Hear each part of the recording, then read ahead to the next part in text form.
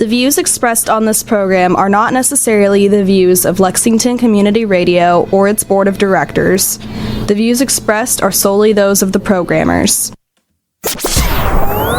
You are listening to Off the Cuff. Now, here's your host, Adam Banks.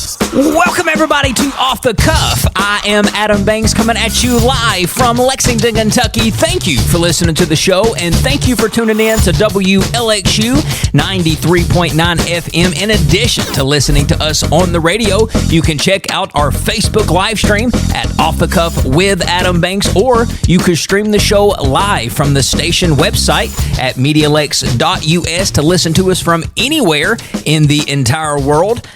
I am broadcasting from the WLXU studios here at MediaLex on North Limestone. It is Thursday, July the 16th, 2026. And folks, I say all the time when I hear an artist and I am not really impressed with an artist, I always say, well, I wouldn't travel far to see them. That's what I always would say to somebody that I felt like wasn't really good. I wouldn't travel far to see them. Well, today, folks, in the studio, I have a guest that has traveled far to see me.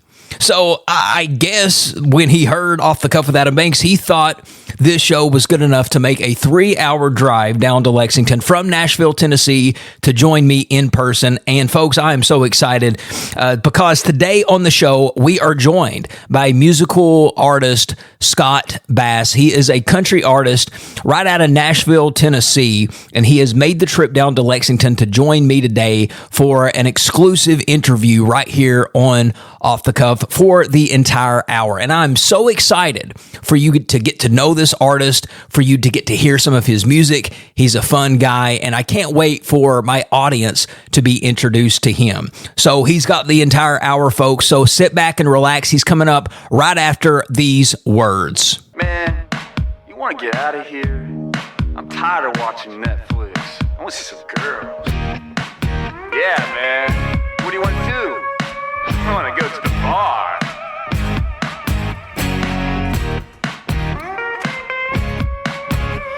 Welcome back, everybody, to Off the Cuff. Adam Banks here with you, and as promised, folks, I have Scott Bass in studio with me. He is a Nashville, Tennessee-based country artist, originally from Kansas City, Missouri. He is a proud U.S. Air Force veteran, and Scott spent 10 years serving his country before fully dedicating himself to music. Known for blending country with elements of rock, southern soul, and modern influences, Scott isn't afraid to break the mold. His signature sound is built on authentic storytelling, powerful vocals, and high-energy performances that connect with audiences from all walks of life. Drawing from his military service, Midwest roots, and life experiences, Scott creates music that is honest, relatable, and uniquely his own. Whether he's performing on stage or writing songs in Nashville, his mission remains the same: make music that inspires, entertains, and leaves a lasting impression. Ladies and gentlemen, please welcome to the studio my friend, Mr. Scott Bass. What's going on, my man? What's up, buddy? Man, I do call you my friend because we met just a couple of weeks ago at my brother's show in Harrisburg, Kentucky. Correct. And, dude, we hit it off right away. You're just a cool guy. And how tall are you? Oh, man, I'm about 6'3", maybe 6'4" with the boots on. Not 6'7"? Not 6'7", but honestly, when a guy is 6'7" standing next to me, I know what a short guy feels like. Well, that's like how I feel all the time, man. Yeah, well, I worked with a short guy in Nashville, a producer, and he was kind of sensitive about being short. And I always made short jokes. My favorite one was, hey, what does the short guy say to the tall guy? And? Can you reach that for me? Well, listen, do you notice just a difference of being tall, or have you just been tall your entire life? Man, I've been tall my whole life, and honestly, I've always wondered if I came from my parents, because they're both like 5'5". Really? Yeah. No tall grandpa, uncle? Not that I know of. Everyone in my family, nobody is as tall as me that I know of. Right. So you've met my dad at least. Correct. Yeah, about the same stature as me. Yes. So I'm pretty. I knew from an early age I wasn't going to grow to be very tall, but I do feel like tall people have an advantage just in society. Why is that? I just feel like that tall people are more respected. Tall people, first of all, women love tall men. You always see the 5'5" girl Yeah. with the 6'4" guy. Always. Always. The tiny little petite girl is always with the 6'5" guy. They don't like short men. No, they don't. It's an automatic, like, it's like, you know how makeup is for women, height is for men. Correct. You're automatically, you've got a filter on you that puts you above the competition. And it's weird because I've noticed that tall women like short men. Really? I have. It's so funny. It's like, I don't know. They're like, oh, I love a short king. I'm like, hey, what, baby. short king? Hey, baby, you want to call me a king? Exactly. You can do that. But like, I haven't met too many women taller than me, so I have not had one call me king. Yeah. Like that. Well, that's because man, it's only the tall girls that call their men short kings.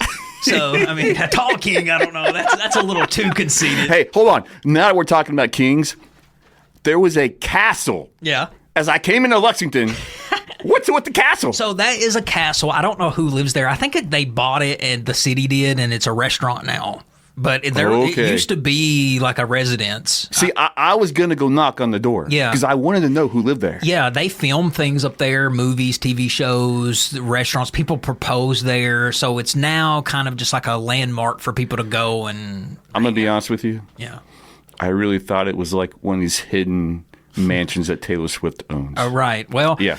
There is a lot of people that hide away in Kentucky. Katy Perry lived here for years in Lexington, and I had no idea. Really? Yeah, she fell in love with it. Her husband, Orlando Bloom, when she was married to him, he was doing a movie out here, and they fell in love with it and bought a place and didn't leave, but nobody knew they were here.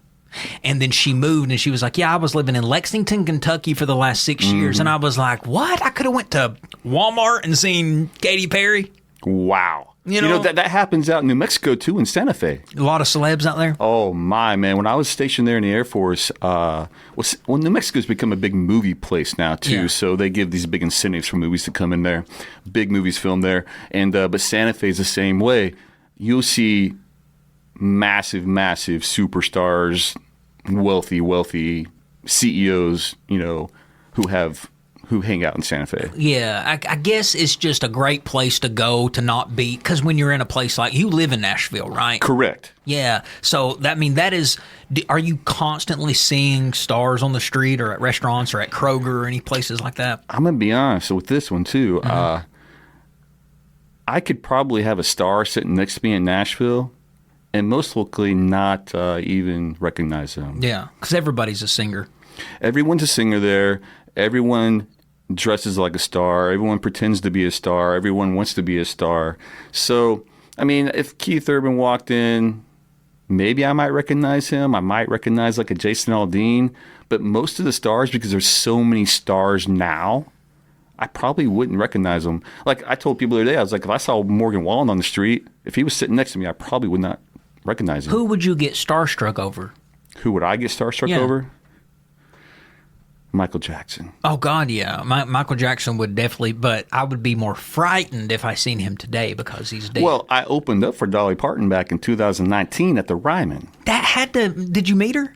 Oh, I've met her a few times. There's a long story that goes beyond that. Yeah. But, I had the opportunity to open up for her at the Ryman in 2019 and did that. She's a very sweet lady. Right. She's in character all the time. Mm-hmm. So do I know what she's like behind closed doors, out in public? She's spot on every time you see her.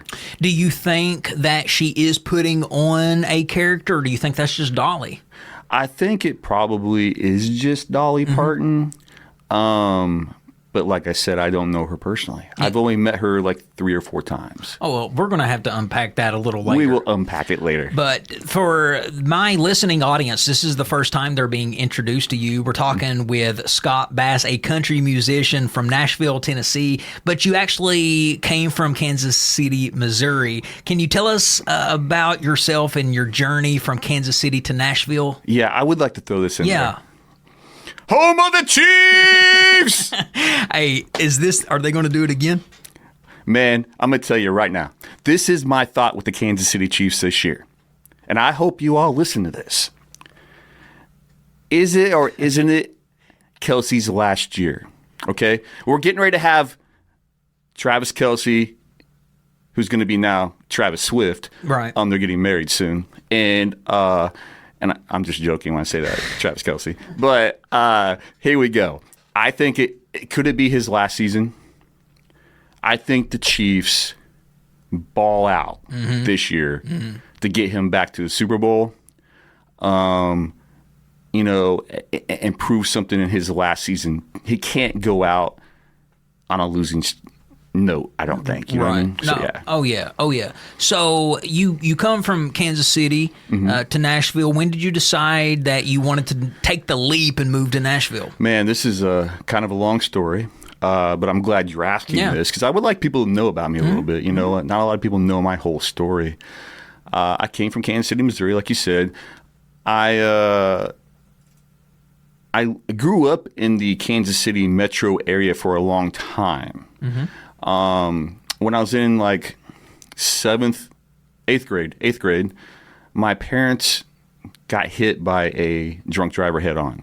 Oh my God. Yeah. And so basically at that time, and my parents weren't wealthy. My mom was a school bus driver. My dad was a janitor at the county hospital. And when we got hit, my parents lost everything. The people that hit us didn't have insurance. And so we got displaced to Nevada, Missouri, spelled like Nevada. It's a small town about an hour south of Kansas City. And basically, we moved into the projects because that's where they had the opening at. There was no openings in the projects in Kansas City area. So that was like the first opening. They had to get us in there immediately because my parents lost their house. Right. Because there was no way to pay bills because they were both unemployed because of their injuries for a very, very long time. Yeah. So, yeah. Yeah. And do you feel like Nashville, it's important if you want to make it in the business that an artist needs to move to Nashville? This is a double-edged sword question. Yeah. Do you need to move to Nashville? That's where the infrastructure is.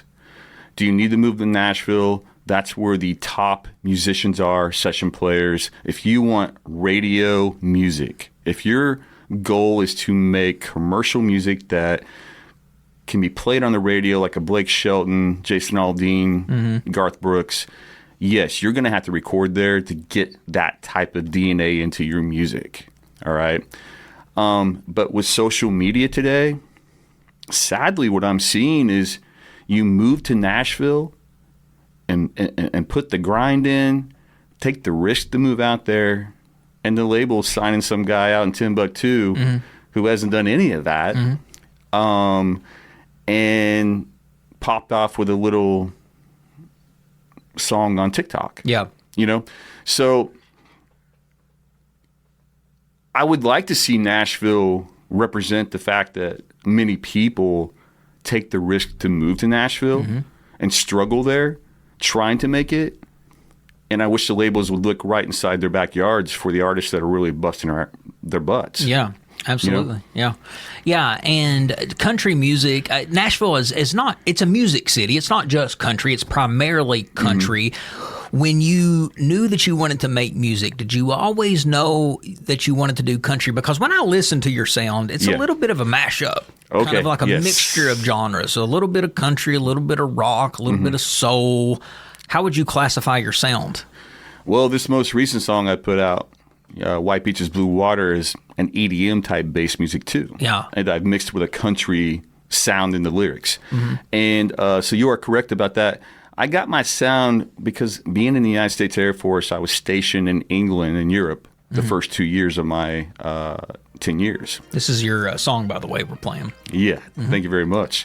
And so we would go out to the clubs in London, the Hippodrome, Cambridge, a place called Fifth Avenue in Cambridge. You know, we go down to Nottingham everywhere on the weekends and during the week. We were crazy.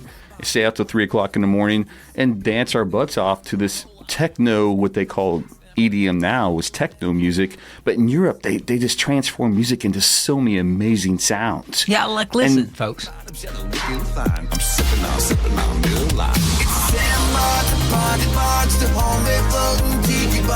I wouldn't pigeonhole this in country. I wouldn't pigeonhole it. It's country. Yes. But it's... Gosh, I'm trying to think of... Oh, it's a unique sound, though. See, and I wanted to come up with my own thing, like be this like blazer of something, changing something in Nashville. And I built a whole show around this sound, actually. Mm-hmm. Okay, many of my songs already have been remixed with bits and pieces of this type of sound in them. I just haven't put them out like that. Okay, because I built a show like that, and you know, I've always loved the whole kind of like the rap scene and everything. Yep. And Jason Aldean with the Dirt Road Anthem. Yep. I mean, Jason Aldean kind of broke ground by doing that with the kind of country bro rap in that song. You know what I'm talking about? That song? I do. Yes. Yeah. So you like a little hip hop. So is there an artist that you would love to work with? Go on tour with? Well, not really. Just maybe even just have on your song. On my song? Yeah. You know who I think I'd really love to have on my song? Who? Since they're getting back together, Florida Georgia Line. Oh, yeah. I've always loved their harmonies they do. And just the sound of the music, how upbeat it is. It's in your face a lot of times. It's very sexy sometimes. It's very provocative at points. I think those guys, I think it's great that they're coming back on the scene together because they, in my opinion, they made great music. Okay? And a lot of people... I think it was some of jealousy that they couldn't pull off what they pulled off sometimes. You know? Yeah. Does that make sense? It does make sense. I mean, Jason Aldean, I'd love to do something with him. Blake Shelton, Garth Brooks, you know?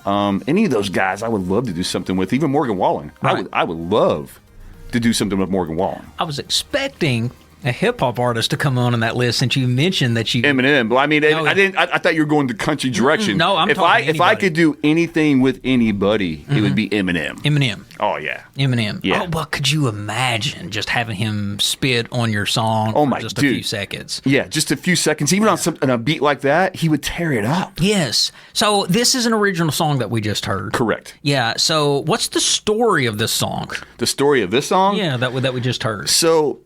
I have a great writing partner. His name's Braxton Calhoun. And we met when I first got to Nashville.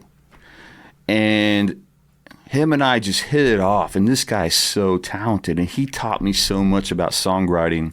And he's such a talented songwriter himself. And I didn't really know how to play guitar when I first came to Nashville. I learned a lot by watching him and Dolly's producer, Kent Wells, and other people, but especially my writing partner, Braxton, because he was just so rhythmic with his guitar. And that's how I play now, too, you know. And but he and I had just gotten together, and I come up with these crazy ideas. Yeah. And he was always in to like, let's see what we can do. And we've always made what my opinion, could be number one hits all day because he's always... listened to my ideas and never been afraid to like mess with them, you know? Now, obviously, being in the music industry is cool. Bottom line, it's cool. You get to tour, you get to meet fans, you get to make music, you get to be creative. But with anything that's cool, there's always challenges. Correct. In your long career of music, what's some of your biggest challenges that you've had to face, and how did you overcome some of those? Well, since we're unpacking some things here, let's unpack it. Let's unpack it. Let's unpack it. All right. So, challenges in the music business. When I first came to Nashville, I always thought that hard work would totally pay off. Okay. There's a big CEO by the name of Scott Borchetta. Big Machine Records made Taylor Swift. I was about to say, I've heard that name before. I kind of fanboyed him in the beginning when I first moved to Nashville. I started watching his social media and stuff, and he'd always put up these inspirational quotes and stuff, you know, about hard work and all this stuff, you know, and everything. I'm like, man, I'm going to get signed to Big Machine Records one day. I love this guy, Scott Borchetta. You know what I mean? Toby Keith was with them, I think. Big Machine Was Records. he? I thought so. Yeah, Big Machine had a lot of big artists. Yeah. So, I thought hard work is what it would really take. And also, I came into the music business late because I spent 10 years in the United States Air Force. Yeah. And then I didn't come out here right after I got out of the Air Force. So I came in late. And I didn't have time to focus on going and be the cover band guy like a lot of people do. And That's how they start. And I give them credit for that. Yeah. But I was so far behind the power curve coming in so late after serving my country first that I really needed to focus. I felt like if I wanted to be a real star and a real country artist, I have to focus on making my own music and making some commercial music that's going to stick. You do. Yes. And so I did not take the time to learn tons of cover songs. All right. And so basically, when it comes down to it, though, being accepted in the music business and meeting the right people seems like it outweighs the work you put in or your talent some days. And I'm not saying that in a negative sense. I'm just giving the reality of it. My mindset when I first got to Nashville has completely changed now in the 10 years I've been there. How so? And the fact that I feel like now I need to meet the right person to get ahead versus someone actually saying, dang, listen to that music. That's amazing. Oh, yeah. Because what's that do? What movement Correct. does that do? Exactly. I mean, it's always nice to have cheerleaders and people promoting things. Exactly, yes. But you need, at the end of the day, somebody somewhere along the line to make things happen for you. Exactly. And for anyone that says, well, you can do it yourself, you do it yourself to a point. Right. But I'll tell you this much. Taylor Swift didn't do it by herself. No. Scott Borchetta was there. Right. Okay? Right. He had the black book of connections. Right. Okay? Right. Any artist out there that is a household name isn't doing it by themselves, and they didn't do it. They didn't make it to that level by themselves. Think about how many people are undiscovered that could blow the socks off of you with their voice, with their with their athletic ability. And they've just not had the opportunity. They've not had somebody to take them to the next level. Everybody has somebody take them to the next level. Exactly. Whether that's a coach, whether that's a manager, somebody has to take you because there is somebody out there that's got a better voice than, let's say, Whitney Houston, somewhere out there sitting on a couch in, let's say, Michigan, somewhere out there with a better voice. But she's not famous because she's not been discovered. Nobody's taken her to that next level. So Exactly. I totally get what you're saying. And so that's going back to where we were unpacking things. I thought I may have met the person that was going to help me get to that next level. Who... this is Mr. Borchetta. No. This is Dolly Parton's producer. Okay, and his name is Kent Wells. Kent Wells. That's a pretty big guy, and a guy that sounds like that could help you if he has a little small client named Dolly Parton. Correct. You would think that. You would think. Yeah. That wasn't the case? It was not the case. Okay. Okay. So, once again, to explain this, I don't want it to sound like I'm being negative. Okay. But this is just what I've gone through in Nashville. Yeah. And I worked with this guy for a long time. He made many, many promises. And at the end of it, he never came through on any of those promises. And this is like 7 years of working with somebody believing everything they were going to say. Which is kind of shocking because usually when somebody is already that successful, they don't need to BS. You would think so. You would think. And Yes. he's been telling you all these promises. Correct. So yeah. were these significant promises that had a significant impact on you? Correct. Explain. Like he told me that he was in text, he told me he was going to get me a major record deal. In writing, Yes. in text, he says, I'm going to get you a major record deal. Yeah, he said you can bank on us getting a major label. Okay. Yeah. And then he told me to go put a show together, which my family spent tons of money in a year of putting this EDM show together. I took all the country music I had, my upbeat songs, and I built this amazing hour-long show with it. And I thought that, I was building this show to be showcased in front of big labels, major labels. And because he also promised he was going to get me a booking agent. And so because I knew this show I was building wasn't a show that would be sustainable unless I was going to be an opening act for somebody or get signed by a major label. Yeah. Okay. So basically, I spent a year putting this show together because it takes a long time to put any production together. When you're putting a real production together, it takes a long time. And I put this massive production together, and then he just disappeared. So he ghosted you.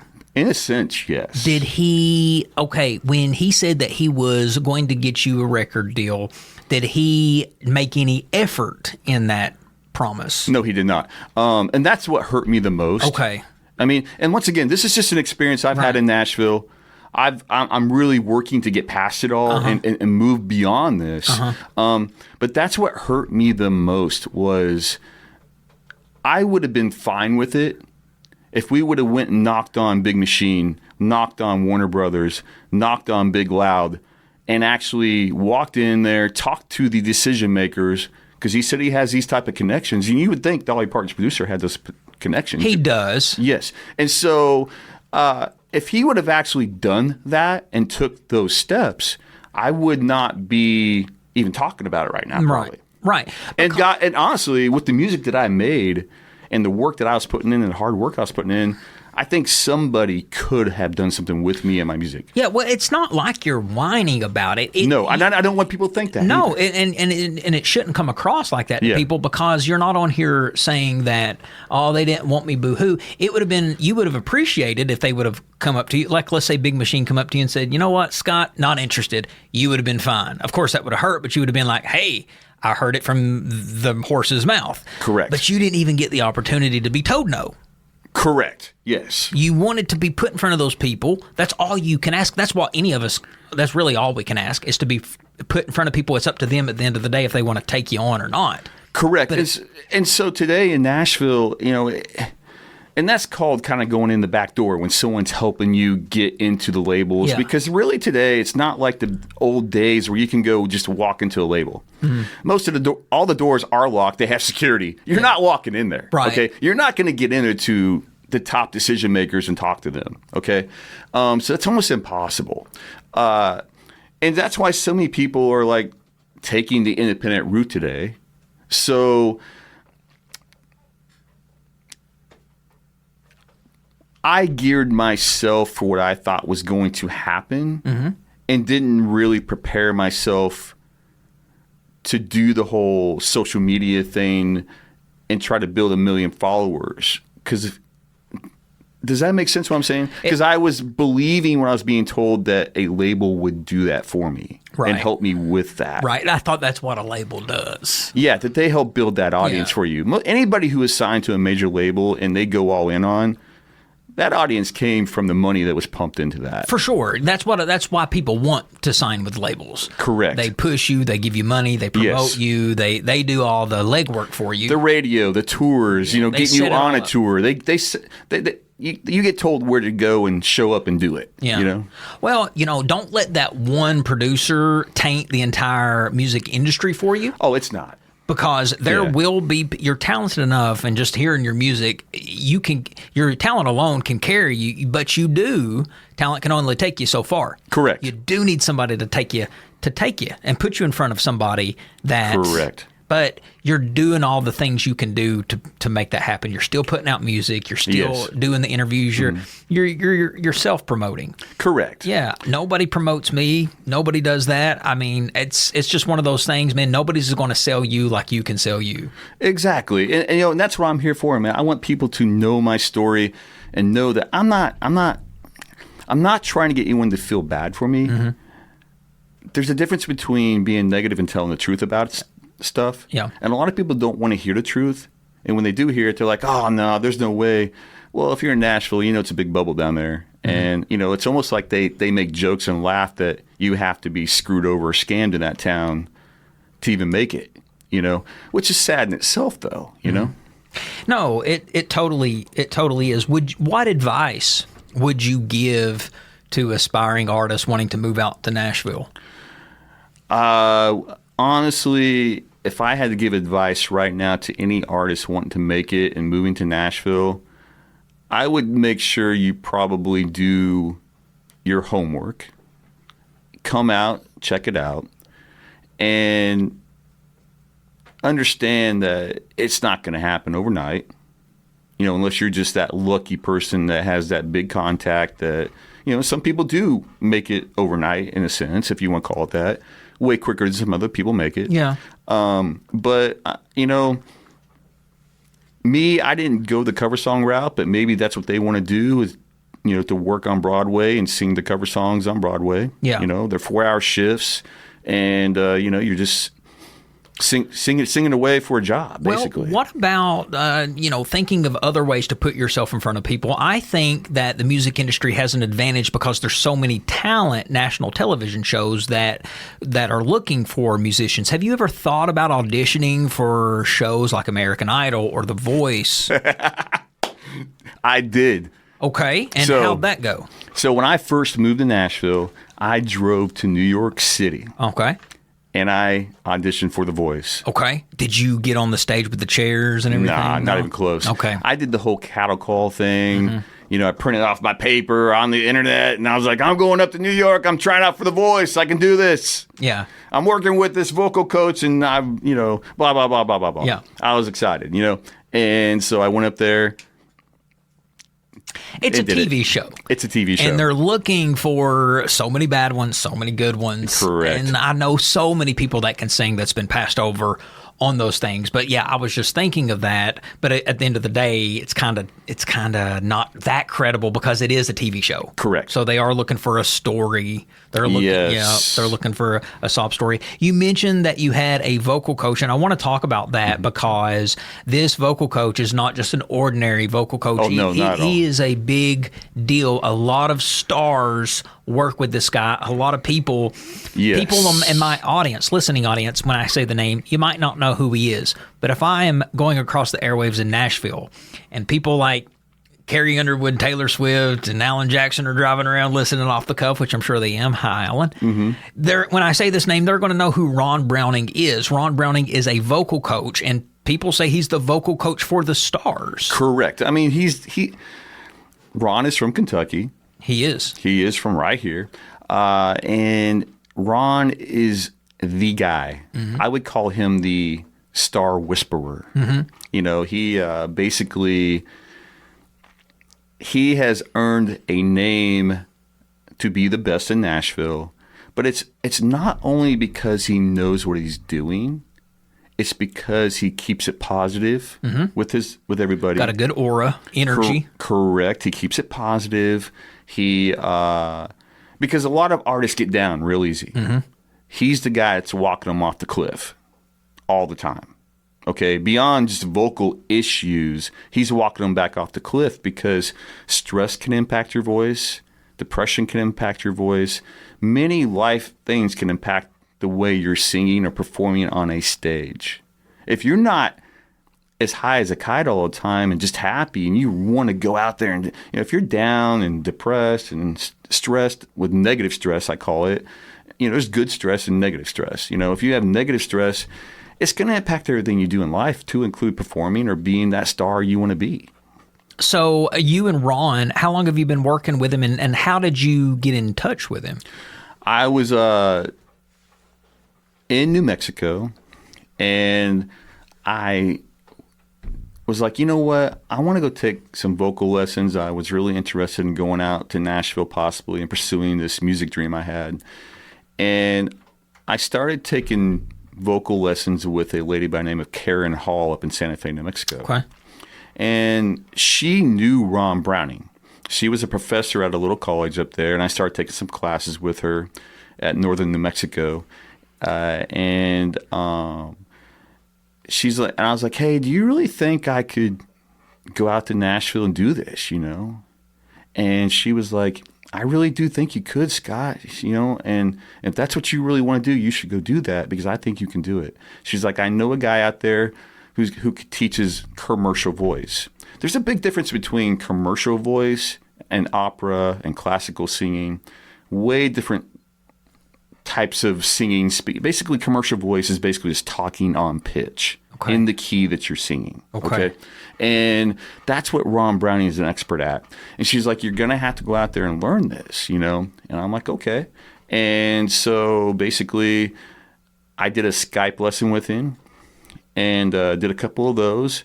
Then finally I went out to do a full lesson with him out in Nashville. And I'm like, hey, man, what do you think, man? I really want to come out here. What do you think? He's like, yeah, man, move out here and see if we can put this thing together, And so that's what happened. Yeah, and it seems like that you guys have a pretty cool relationship. Yeah, we've become pretty good friends. I mean, but he's also the one, too, that put me with Kent Wells, Dolly's producer. Right. And so... See, I mean, Ron can put people in front of people. He can. Because he did his part. He put you in front of... I mean, Ron's job is to coach, but he still knew enough people to put you in front of one of the biggest producers in music. Yeah. And that guy didn't do nothing, but Ron did his job. He did, yeah. And so he did what he thought was best at the time. Mm-hmm. You know what I mean?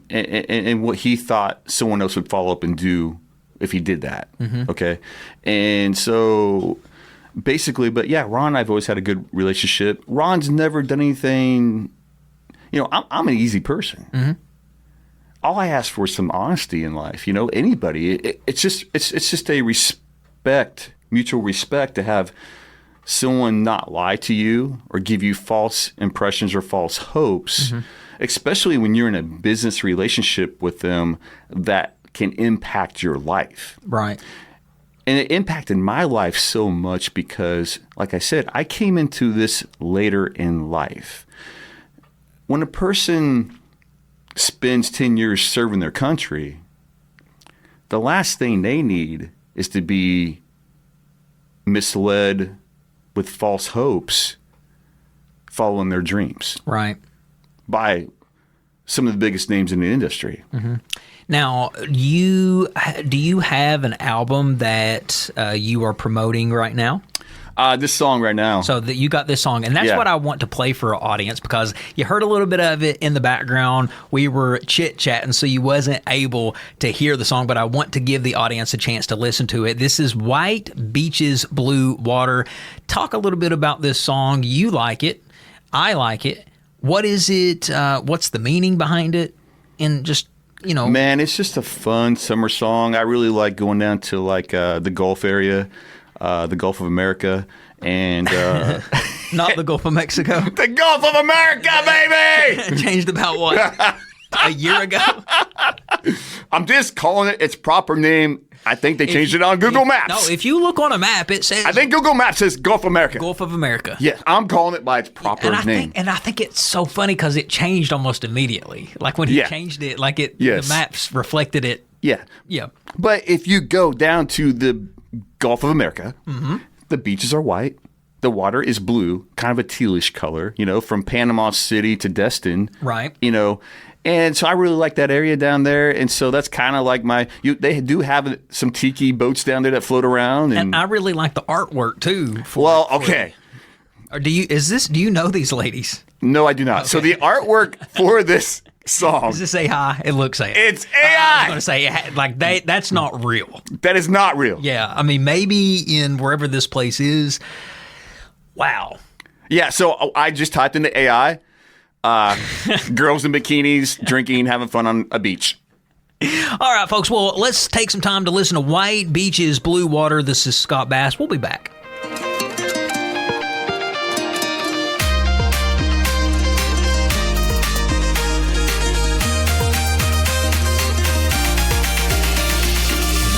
Blue, white beaches, blue waters, up, go, ready to go, I'm on a roll, I'm tracking these groupers, red snappers, till the sun goes down, it's a Friday night flow, got a string full of friends out on the line, that bring up coolers and some homemade shine, bikini bottoms, yellow, looking fine, I'm sipping on real life. It's a sandbar, the party bar, just a homemade floating tiki bar, a blue apple that's still in my heart. Going all day and night in paradise. Campfire out by the moonlight when the morning comes. It's a red bobber, white beaches, blue water.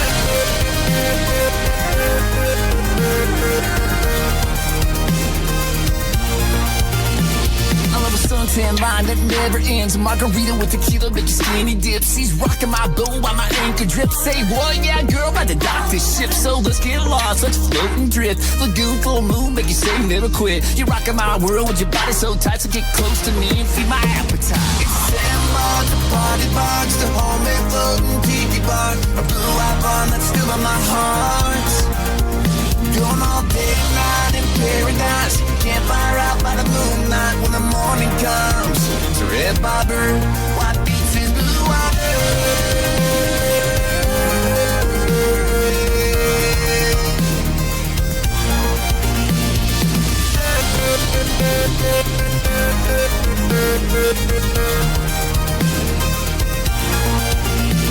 When they call my crawdads one by one, a little too buzzed in that summer sun. We're gonna party lunch. Little butthead blue-eyed kid are gonna steal my heart. Day and night in paradise, campfire out by the moonlight when the morning comes. It's red bobber, white beats and blue water.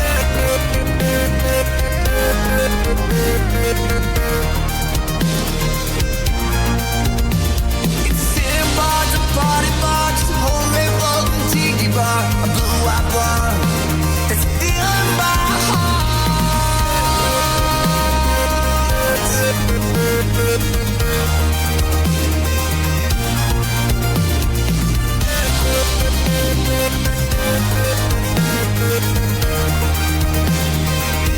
Yeah, this is good, Scott. I like this. This is White Beaches, Blue Water. I love the sound. It's unique. I'm going to listen to it on my way home, too, with the windows down. Man, I would just ask everybody out there to go hit me on Spotify and Apple, and here is the deal. Mm-hmm. I need everyone to know this. Mm-hmm.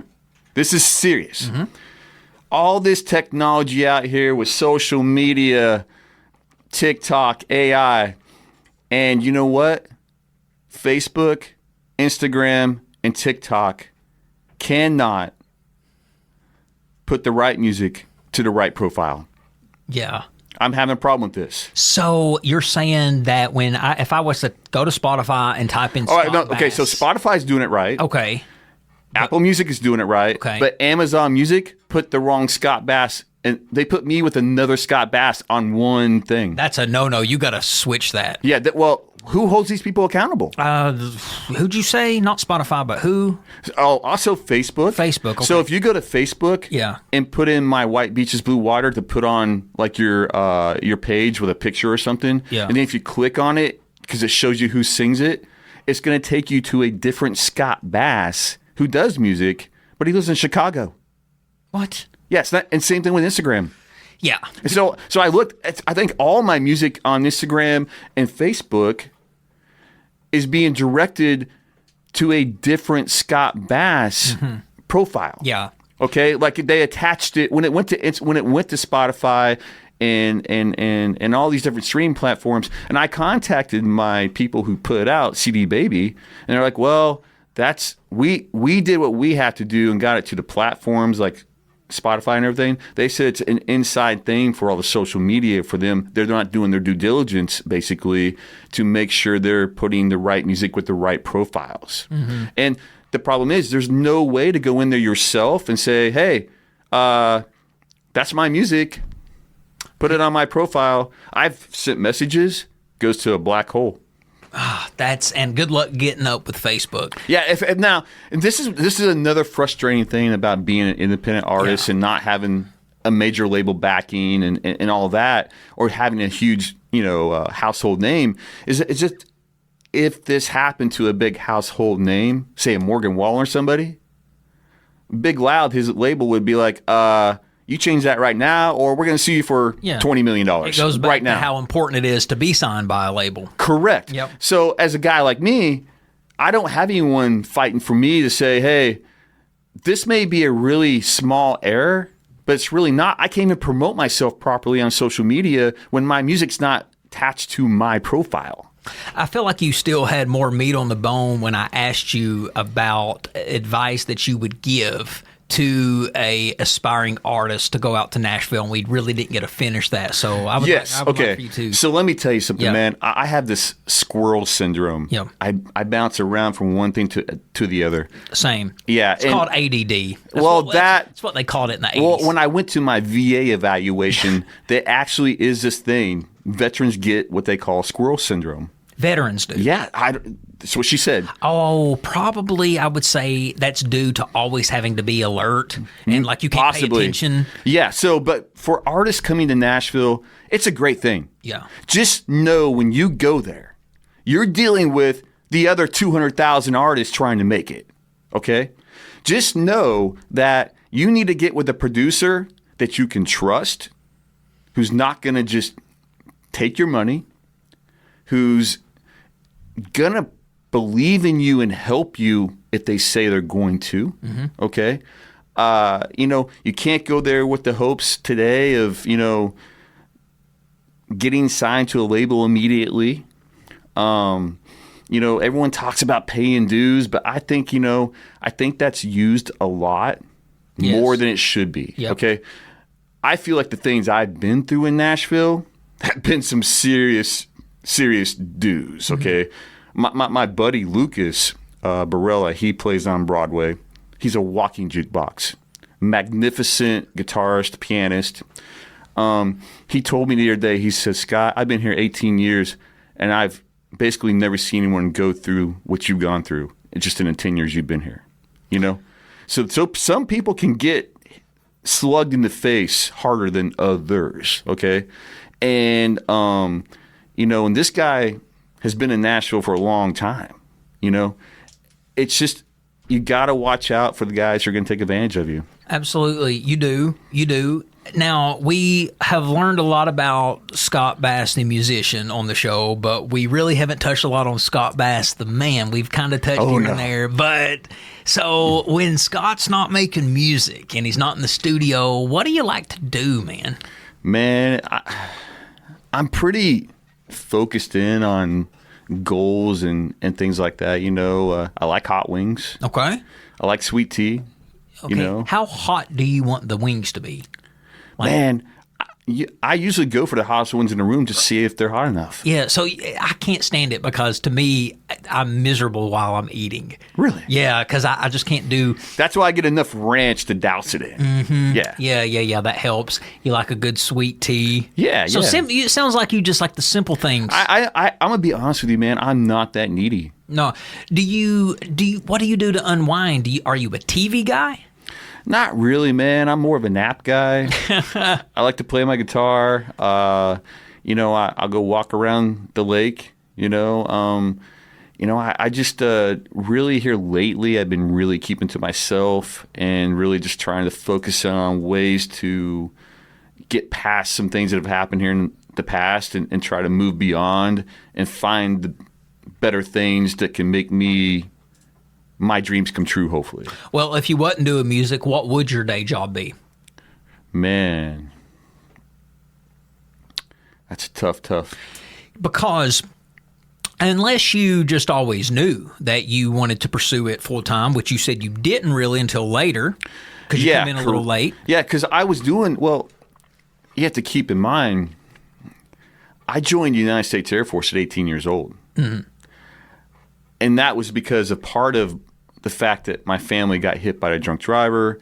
We were put down in a small town, Nevada, Missouri, and I didn't know what to do or what I was going to do out of high school.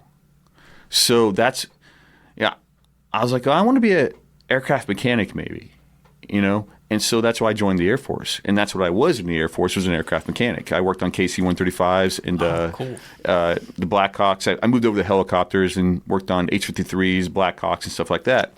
And so I didn't want to do that anymore when I got out of the Air Force. And so what would be a dream job for me right now? I don't know, man. I don't know what I would want to do. Because I'm so dedicated and have poured myself so much into the music, I don't even really like thinking about that plan B. Well, one of my favorite quotes is, there's no sense of having a plan B because it distracts you from plan A. Exactly. And that's another thing artists coming to Nashville should understand is I firmly believe when you take the leap and take the risk to move to Nashville, you are no longer doing music for a hobby. No. You're working. Even if you're not making money at it, and people want to say, hey, if you're not making money, it's a hobby. But I don't believe that. When you put the kind of work I put into this music and the stress and the sweat and tears and soul that I put into my music and what I've gone through in Nashville to try to get this to come true, it's not a hobby no more. When you're stressing about something that you want to happen, it's not a hobby anymore. Right. And I hate how people say sometimes that it's not a hobby anymore, it's a job. Yeah, but it's still like, I feel like when people say it ain't a hobby, it's like you've almost lost the love of it and you treat it more like a job, which I feel like that radio, trust me, I'm not in a position where I'm balling out with money from radio. Correct. But I still consider this a hobby because it's fun. I feel like I should be paying them to let me on the air. Okay, there you go. I do. I really do. And I know that's just how I am because I'm so passionate about it. But yeah, I couldn't think could be any further than the truth. Yes. That a paycheck determines what's a hobby. Exactly. And that's what I'm saying. But to me, I'm not getting paid. But to me, it's not a hobby. I feel like it's something that it's just in me so much that's my goal. Right. That's my success would be singing in arenas, being on that tour bus every day, traveling the United States. That's my definition of success with music for me, and everyone's definition is different. You could put 20 artists in here, and their definitions are going to be completely different of what they think success is or what they feel that should be. You know, Dolly Parton said she wanted to be famous. Yeah. Her whole life, yeah. And she said do you believe in manifestation? I do, yes. Yeah, so it's kind of like one of those things. If you're listening at home and you don't know what we're talking about, it's kind of like the law of attraction, where you speak it into an existence. A lot of people have talked about it. Oprah, Jim Carrey. A lot of people they just kind of speak with their language like they're already something that they're not, but they just kind of speak it like they already are. Like, oh, I'm a famous singer. I'm a world renowned radio host or whatever, and then eventually you just speak it into real life. So what do you have any type of practices that you do with manifestation? Do you meditate or anything like that? You know, man, I just try to vision it in my mind. You know, when I played high school football, I had a football coach that taught us, to mentally, they would actually turn the lights off in the locker room, have us lay down for a little bit for like 5 minutes and visualize what we were going to do on the field and make that happen. You know what I mean? And I kind of just visualize things in my own mind. Now, I will tell you this. Most people will tell you I don't live in reality. Anybody who wants to succeed at the level that most major stars succeed, you literally are not in reality in your own mind. A little bit of delusion in there. Yeah, so a lot of us in Nashville live in delusion. You have to be able to deal with the everyday kicks in the face, the everyday obstacles that come at you. If you're not living in a delusional state, it's almost like a drug. Okay. Well, I also think, too, you can call it delusion, definitely. There's nothing wrong with being confident. I think, for instance, that I'm the best radio star in the world. That's an honest statement. I'm better than Howard. I'm better than Ryan. I'm the best. I'm the king of radio. That's not cocky. That's confident. I'm sure of myself. So, but that's the other problem with Nashville and the world. But I can see where people would say, they're going to say that's ego.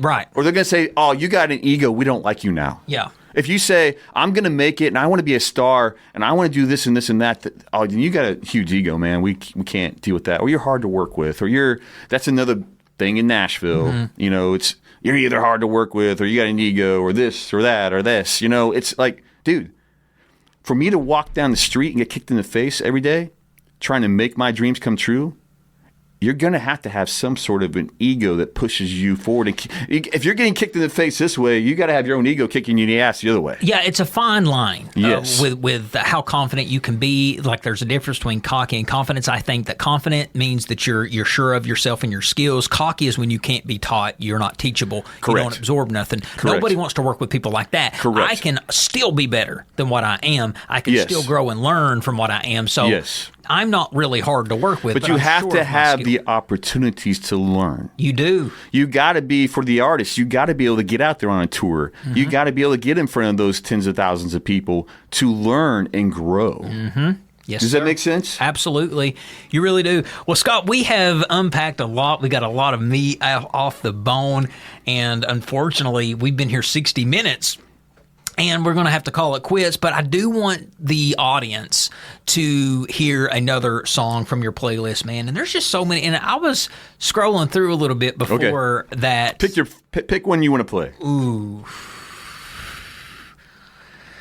And I am getting ready to release a lot more. Okay, and when do you anticipate that to come out? It's going to be called The Same God, and that's another thing. Real quick, I go from old country to EDM because I'm scattered. Yeah. Don't hold it against me. I just love country music, but being able to do what I want to do with country music in my own mind. I love that. Well, we're going to take a listen. I like Where the Corn Grows Slow. Okay. That's what I like, and that's what we're going to listen to. And we're going to close the show with this. And Scott, I just want to say really quick, again, thank you for making the drive down from Nashville, Tennessee today. Man, I appreciate you giving me the opportunity. You're welcome. It takes back. opportunities, man. And you're welcome back here anytime. I'll bring my guitar next time. Bring it back. I would love to see a live performance. You're the man. Scott Banks, You're the man. everybody. This is him with Where the Corn Grows Slow. Thank you for listening to another episode of Off the Cuff with Adam Banks. We'll catch you next week. Here in the seat while this tractor spreads my seed. Don't you wanna go?